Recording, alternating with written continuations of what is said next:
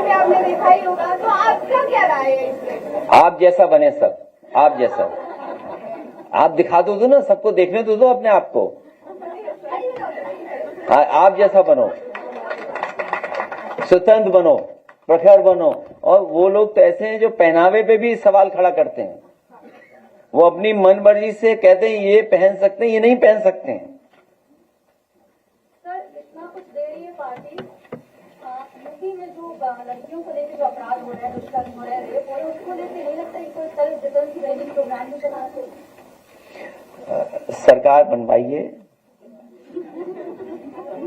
पहले जिस तरह के कार्यक्रम होते थे बेटियों के लिए स्कूल कॉलेजेस में और 1090 के माध्यम से जो मदद होती थी, मैं तो आपसे कहूंगा हमारी जो महिला पत्रकार हैं, अगर कभी 1090 में जाएं और उसके डेटा को देखें और डेटा देखने के बाद हम लोग एक बार फिर बैठे यहां पर, तो आपको पता लगेगा किस तरीके से मदद होती थी बहनों की, या समाज में कहां से उनको किस तरह की परेशानियां पैदा होती थी।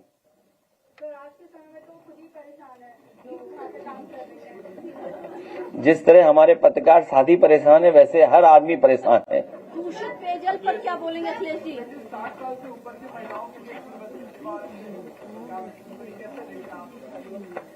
आपको भरोसा है सरकार पर?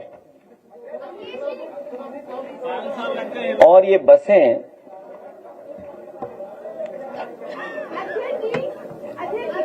इसीलिए जो हमारी बहन ने पढ़ा था, वो कागज है आपके पास? असल में हमारी ऑफिस को भी फुल शील्ड रखना पड़ेगा। हमारी योजनाएं वहां तक पहुंच रही हैं, हमें समझ में नहीं आ रहा कैसे पहुंच जा रही हैं।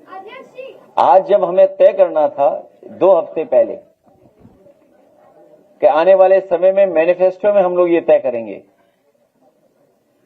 तो हमारी ऑफिस से ही सूचना वहां पहुंच गई लगता है, और उसी का परिणाम है कि बस फ्री हो गई। सोचिए आप जी। और न केवल वो, जो हमारे शहर में, अगर हमारे जो बहनें बैठी वो जानती होंगी, यूनिवर्सिटी कॉलेज में जाने के लिए, यूनिवर्सिटी और कॉलेज में जाने के लिए शहरों में फ्री सेवा बच्चों को, छात्राओं को दी थी पहले भी, और आने वाले समय में भी देंगे। और लखनऊ में जो मेट्रो बनी है, यूनिवर्सिटी और कॉलेज में जाने के लिए उन्हें कार्ड से फ्री भेजने का काम किया जाएगा।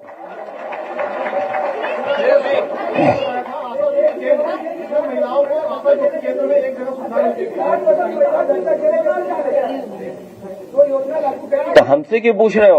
अच्छा, हम आपसे पूछें कि अंग्रेजी अखबार में लिखा है कि ये 4 बजे उठते हैं और हार्ड वुडन बेड पे सोते हैं।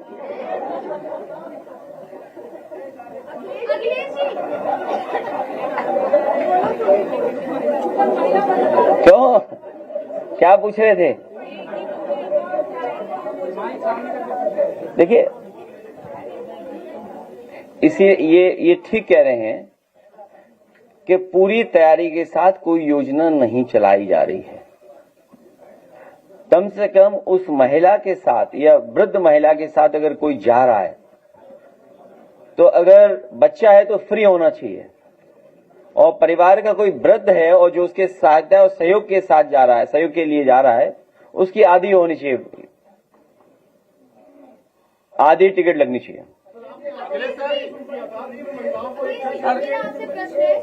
नहीं, आप इनसे पूछिए, सांसद लोग हैं और ये लोग हैं, पूछिए, फिर हमसे पूछिए। पीडीए का अर्थ ये बताया जाता था पिछड़ा, दलित और आदिवासी, और अब पीडीए से पी फॉर पंडित हो गया है और ए फॉर आधी आबादी, जिसे आज बताया गया। तो क्या कुछ चेंज कर रही है सरकार, कुछ नया लेके आने वाली है 2027 के चुनावों में? आप जेनजियो के जेन अल्फा हैं आप।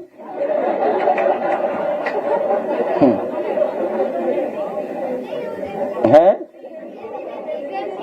जेनजी हैं, ठीक। एनीवे, हम प्रोग्रेसिव लोग हैं, प्रोग्रेसिव लोग हैं, और जो प्रोग्रेसिव लोग होते हैं वो परिस्थितियों समय के हिसाब से जोड़ने के लिए चीजों को उस हिसाब से जोड़ते हैं। ये हमारा जोड़ने वाला नारा है। ये जो पीडीए का नारा है, ये जोड़ने वाला नारा है। अगर एक मां के साथ ये कहा जाए कि भाषण सुनने के हम आदी नहीं है, या मान लीजिए एक तस्वीर वो दिखाई दे कि किताब लेकर के भाग रही है, हाथरस की बेटी है, तो जो पीड़ित है, दुखी है, जो अपमानित हो रहा है, वो पीडीए है।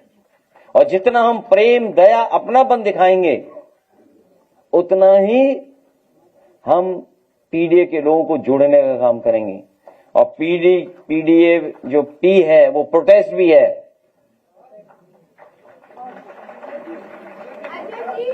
अजय जी, हम